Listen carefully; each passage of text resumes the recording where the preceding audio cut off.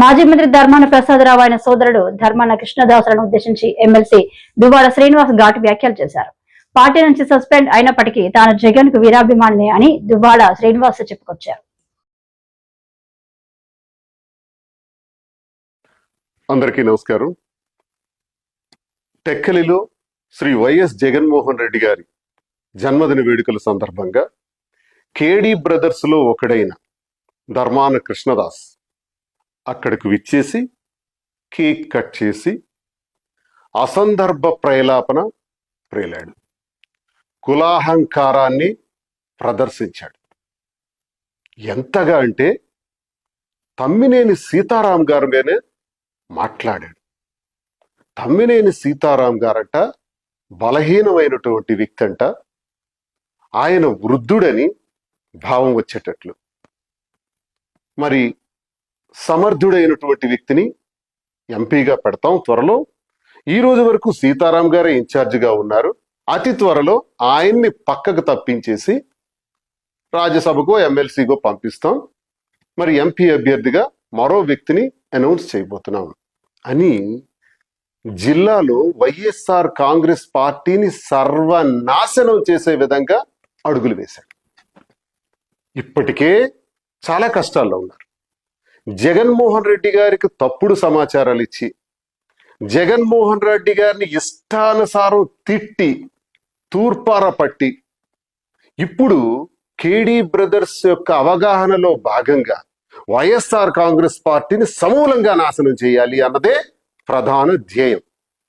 మరి కులాహంకారం ప్రదర్శిస్తూ సీతారాం గురించి ఆయన ఆడిన మాటలు ఈ వీడియోలో ఒకసారి వినండి.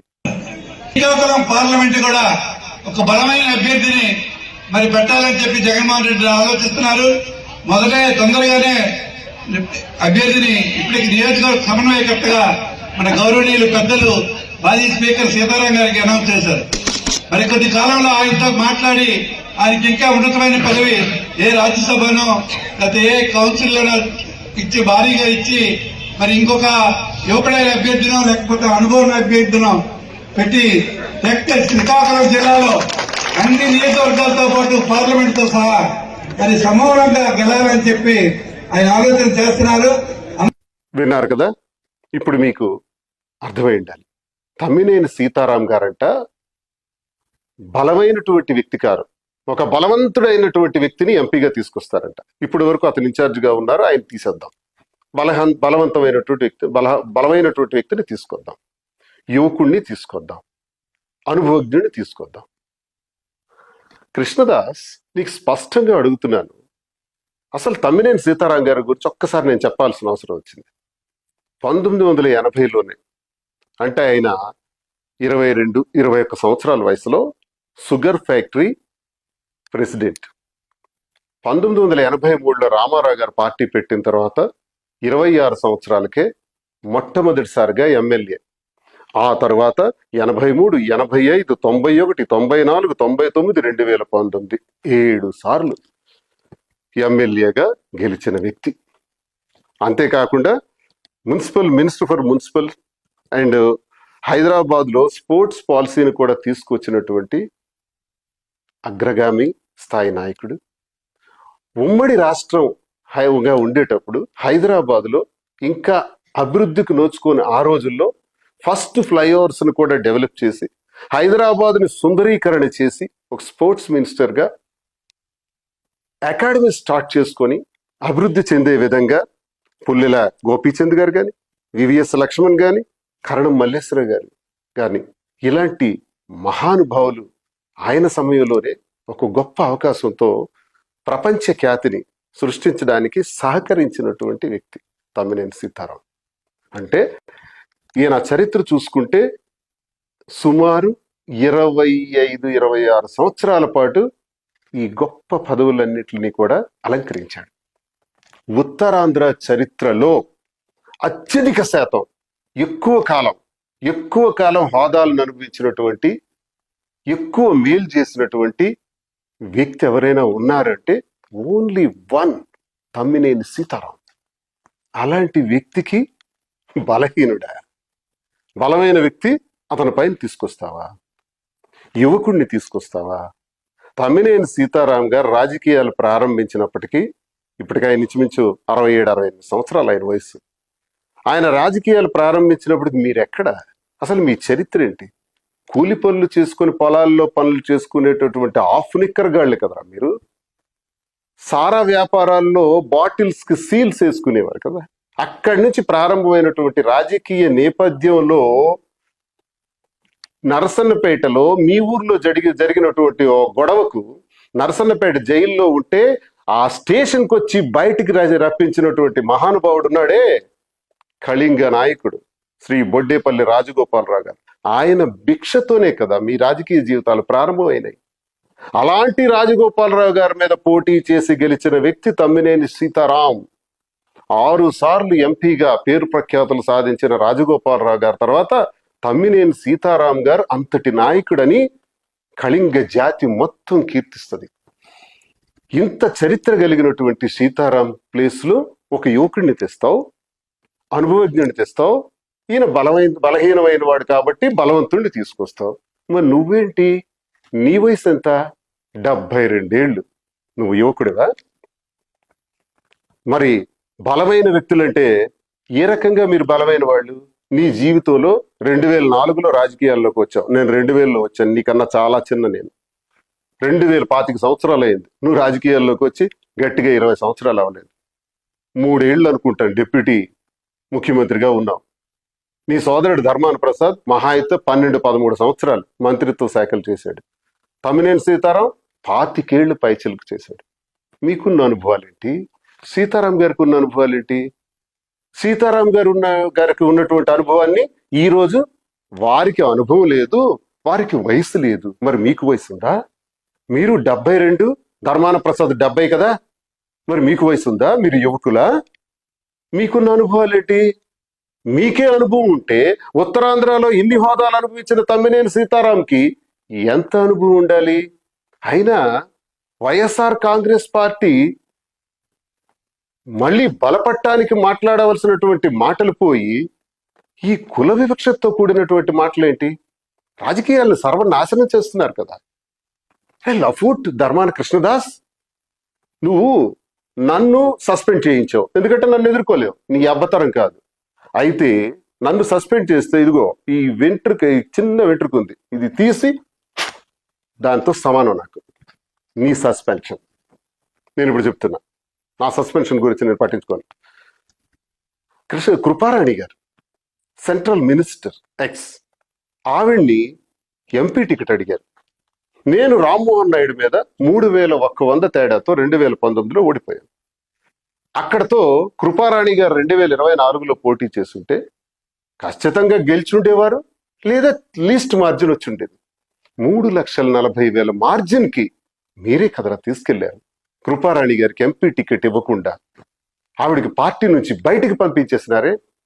అంటే ఇది కులాహంకారం. అందులో భాగంగానే కృపారాణిని దెబ్బతీశారు.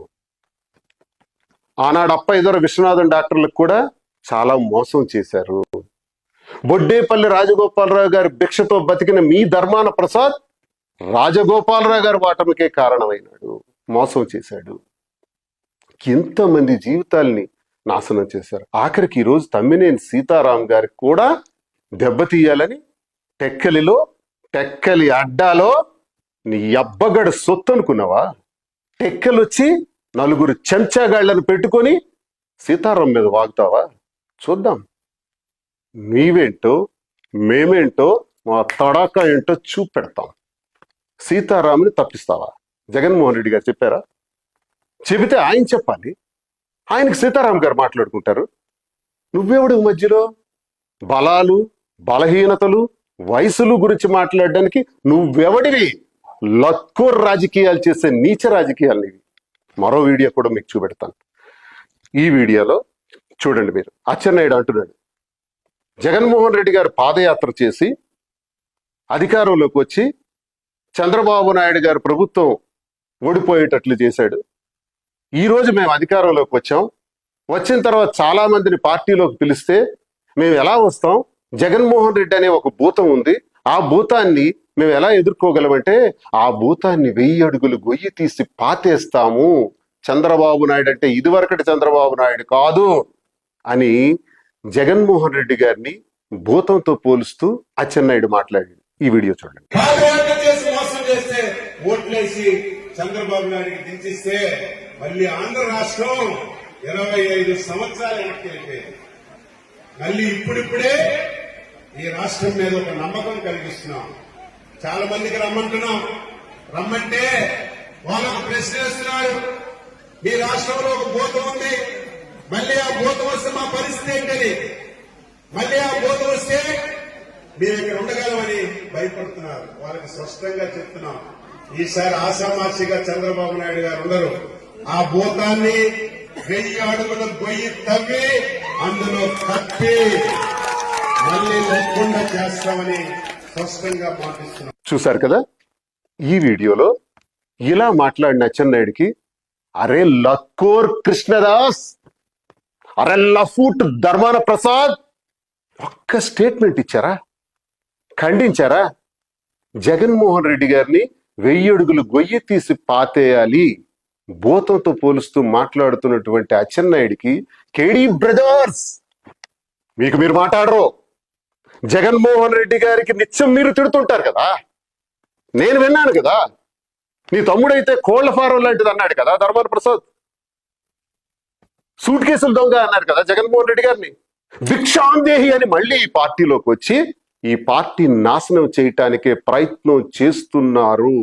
అన్నా జగనన్న, మీరు నాకు సస్పెండ్ చేసేసినా పర్వాలేదు, నేను ఒంటరి పోరాటం చేయటానికి సిద్ధంగా ఉన్నాను. కానీ ఒక్క మాట అన్నా, రాజశేఖర్ రెడ్డి గారి దగ్గర నుంచి ఈ రోజు వరకు మీ కుటుంబానికి నేను అభిమాని. మీ మీద అభిమానంతో చెప్తున్నాను, జిల్లాలో చాలా తప్పుడు రాజకీయాలు నడుస్తున్నాయి. ఈ కేడీ బ్రదర్స్ నేతృత్వంలో ధర్మాన కృష్ణదాస్, ధర్మాన ప్రసాద్ జిల్లా రాజకీయాన్ని సర్వనాశనం చేస్తున్నారు. అందుకు ఉదాహరణగా సాక్ష్యాధారాలతో సహా ఈ వీడియో చేస్తున్నాను. ఇందులో మీరు 2 విషయాలు కూడా గమనించండి. అచ్చెన్నాయుడు మీద దమ్ముంటే వీళ్ళ ఖండనివ్వమనండి. ఎవరో వాడు అలాగే తిడతాడు, వీళ్ళు ఇలాగే వింటారు. కానీ వీళ్ళు ఖండనలు ఇస్తారు. స్వపక్షంలో తమ్మినేని సీతారాం మీద ఖండనిస్తారు. తమ్మినేని సీతారాంని బలహీనుడిగా పరుస్తారు. రే, తమ్మినేని సీతారాం అనే వ్యక్తి ఇంత అనుభవశాలై కూడా ఎందుకు మౌనం వహిస్తున్నాడో తెలుసా? అలుగుటయే ఎరంగని అజాత శత్రువు అలింగిన నాడు సముద్రాల ఏకమౌను. భూమిలో అల్ల కల్లోలం వస్తుంది. ధర్మరాజు అంతటి వాడు అలుగకూడదు. సీతారాం అలుక వహిస్తే ఏమవుతారు మీరందరూ? ఒక్క సైగ మాకు కనుసైగ చేస్తే మీరుంటారా? రాజకీయ సమాధైపోతారు. గుర్తుంచుకోండి, నాయకత్వం, జగన్మోహన్ రెడ్డి గారు అంటే గౌరవం, పార్టీ అంటే గౌరవంతో సీతారాం గారు ఆలోచిస్తున్నారు. నేను కూడా ఇంకా వైఎస్ఆర్ కాంగ్రెస్ పార్టీలోనే ఉన్నాను. సస్పెండ్ అయ్యాను అంతే. Suspension can be revoked at any time. Suspension ఎప్పుడైనా ఎత్తియొచ్చు. అంటే సస్పెన్షన్ లో ఉన్నామంటే అర్థం ఏంటి? పార్టీలోనే ఉన్నాను కాబట్టి ఒక బాధ్యత గల వ్యక్తిగా జగన్మోహన్ రెడ్డి గారికి చేస్తున్న మోసాల పైన ఈ చిట్టా విప్పాను.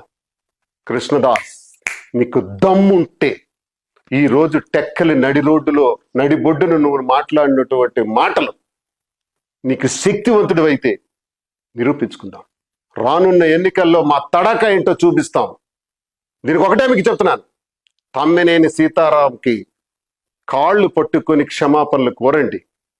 మీ కులాహంకారాన్ని ప్రదర్శిస్తూ కళింగుల్ని తొక్కేయాలని, కాపులను సర్వనాశనం చేయాలని, కళింగులను కాపులను నాశనం చేయటం ద్వారా ఈ కులాల మీద ఆధారపడినటువంటి హరిజన, గిరిజన, తాడిత, పీడిత, కర్షక వర్గాలు, కుమ్మరి, కమ్మరి, చేనేత, వడ్రంగి, రెడ్డిక, యాదవ, వైశ్య, బ్రాహ్మణ, అన్ని కులాలు, బీసీ కులాలు, అనగారిన కులాలు, అగ్ర కులాలు, అన్ని కులాలు ఆధారపడి ఉన్నాయే. వాళ్ళందరూ ఏమవ్వాలి?